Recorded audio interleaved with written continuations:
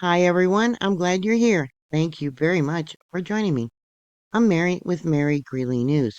It's day 17 of the federal government shutdown, and what started as a Washington standoff is now hitting home hard in the heartland here in South Dakota. I'm talking about this, but it affects the whole country. I'm going to dive into the escalating tensions as frozen SNAP benefits threaten to strip food stamp security from thousands of South Dakotans.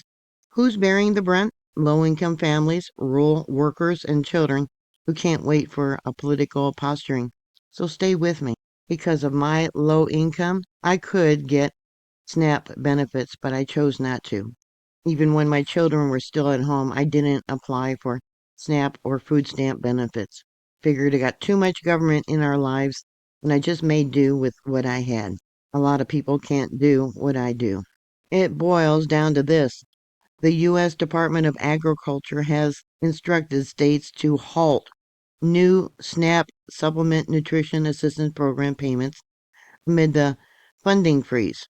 In South Dakota, that means nearly 75,000 residents, including 29,000 children, could lose access to vital grocery aid as early as next month.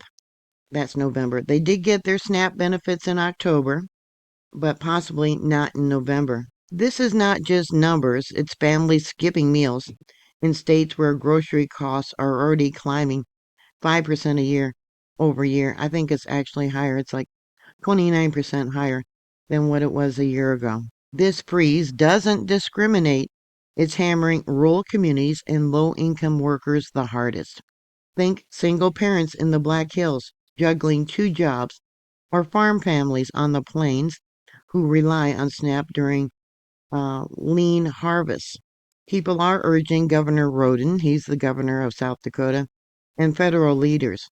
And this now, people can't eat IOUs. Who's affected? Low-income families, 70%, children, 39%, rural residents, 60%. According to the Department of Social Service data, SNAP supports over 70,000 South Dakotans monthly, about 8% of our population. But that shutdown ripple effect goes deeper. Furloughed federal workers at Ellis Air Force Base, over 3,300 active duty personnel, are already facing delayed paychecks, pushing more towards food banks like Feeding South Dakota. And small businesses? Grocery stores in places like Rapid City report a 15% uptick in EBT swipes this week alone. Yeah, families are stretching October's benefits thin. Maria Gonzalez, a Sioux Falls resident of three who depends on SNAP for half her grocery bill, said that her oldest has diabetes and she can't skip veggies or the milk. With the shutdown dragging on, she's rationing what she got last month and says it's scary, you know. My husband's hours got cut at the plant, and now this. We're not asking for handouts. We just want to eat without the stress. I learned some tips for making food stretch farther. I would use half the hamburger that was required in Hamburger Helper and add probably 4 extra handfuls of noodles to make it, more. I was lucky enough to have an area where I could have a garden so I could get fresh vegetables, homegrown, organic. But a lot of people don't have that opportunity to have a backyard or even a porch garden. Thinking ahead as I always do, I planted 4 tomato plants out front in a flower box, and I'm still picking tomatoes. I picked 7 today. I'm surprised I'm getting them so late in the season.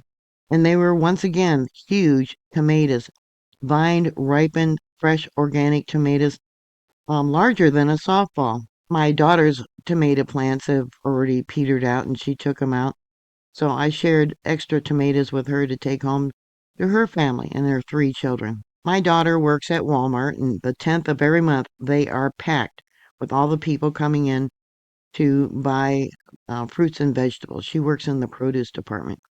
They are on a hiring freeze right now, and they are swamped on the 10th when EBT comes in.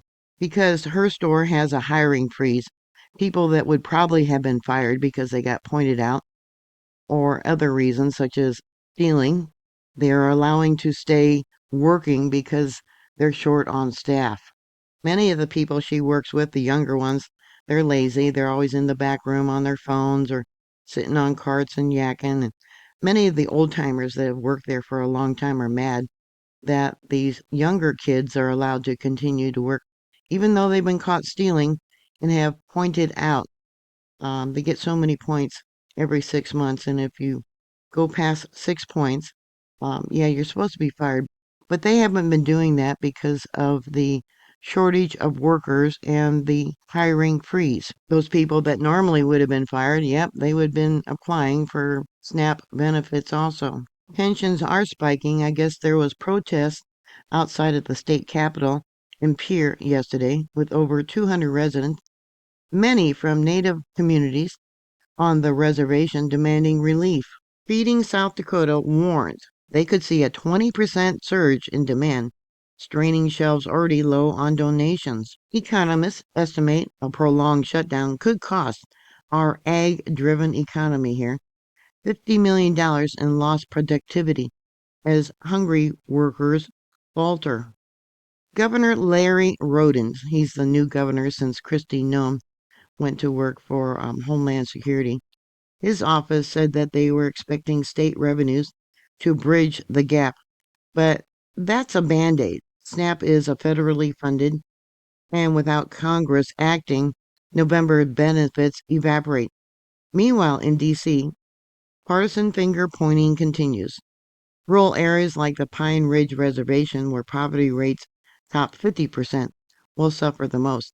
Up to 60% of SNAP users there. Children face malnutrition risks. Low-wage earners in meatpacking or tourism industry lose ground.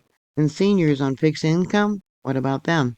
Yeah, we're looking at a public health crisis. So there's the potential 29,000 kids here in South Dakota buying empty pantries with 26,000 adults grinding through uncertainty, and the rural backbone of our state from Mitchell to Mulbridge.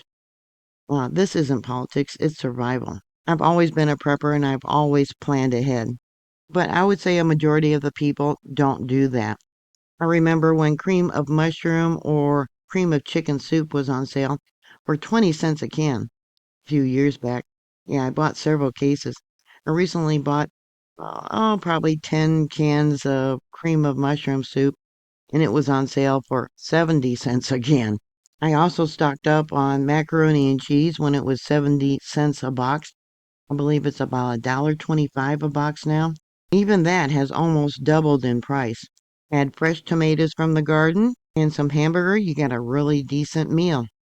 I told my daughter that when next month comes around and people don't get their food stamps, they're going to see more people stealing food. Desperate people, especially with children, are going to feel that they have no other option. It would not surprise me that my front flower bed, little garden of tomato plants, ends up being picked clean of its tomatoes. Would not surprise me at all. So, what are your thoughts? Put your comments down below. Thank you very much for watching.